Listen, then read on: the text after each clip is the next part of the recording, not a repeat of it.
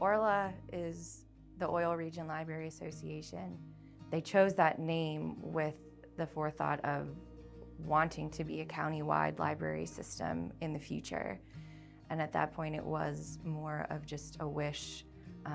There wasn't a true timeline, but it didn't take very long. We all have learned to work together and share our assets, share our resources. We can see the patrons' view and where now they have access to better materials and better programming, and they get to have their voices heard, which is, at the end of the day, we're there to work for the patrons and give them what they want and help them find the resources and the things that they need. That's where it's important that the community tells their friends and family what's happening, because so many people haven't set foot in the library because they think of it as just books on a shelf, and we're more than that. The library today, compared to 20 or 30 years ago, is completely different.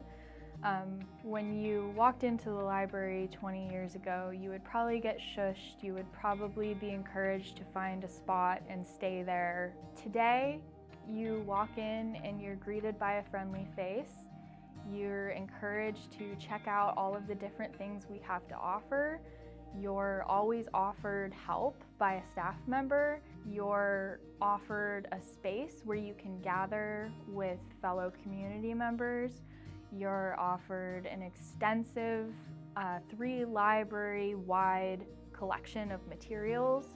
We also provide digital and online resources such as reading ebooks and audiobooks, looking up newspaper articles in a newspaper archive, language learning resources, courses that you can take online completely free. We also provide movies, so we have a streaming service. I think the library serves as a great component of community for the various programs that they offer, which I was not even aware of until I got closer to the library. And just a lot of the free services. It's even gotten to a point where if I had a problem with my car, I can look in the automotive section and online and kind of figure out what was wrong with my car. So they actually have an assortment, a variety of services for people from all walks of life. Annie has been fabulous this year. She's begun a pilot program called Books on Wheels. And every month she brings, I think, 14 bins of books to the South Side schools, Smedley and 7th Street. We currently have libraries, but we don't have librarians right now. Our libraries are also shared spaces, so they're not always available if there's another teacher teaching in that classroom. And so Annie she brings all these books to school, and they're divided by teacher. So I think there's usually about 60 books in a bin, from chapter books to picture books. And the children are allowed to take these home. They keep them in their desk.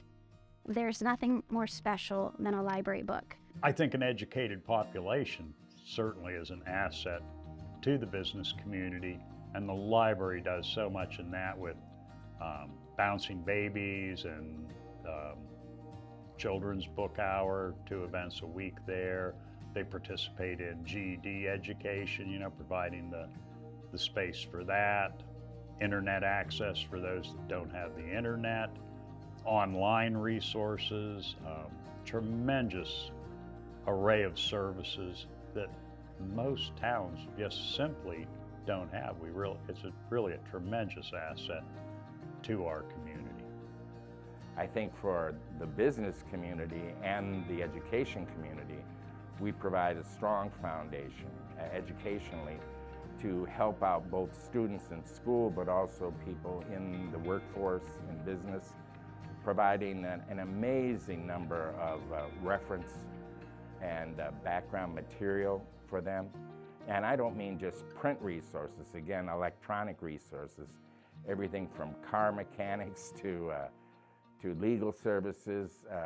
There's continuing education built in to all of our libraries in the county, where people, if they want to increase their own education in terms of the work, their present vocation, the library has that. So it's a real asset for everybody. I think both those things, collaboration as a model of collaboration, and also providing a foundation for all the not-for-profit and profit agencies and organizations in the county is pretty important. We're really grateful for the honor.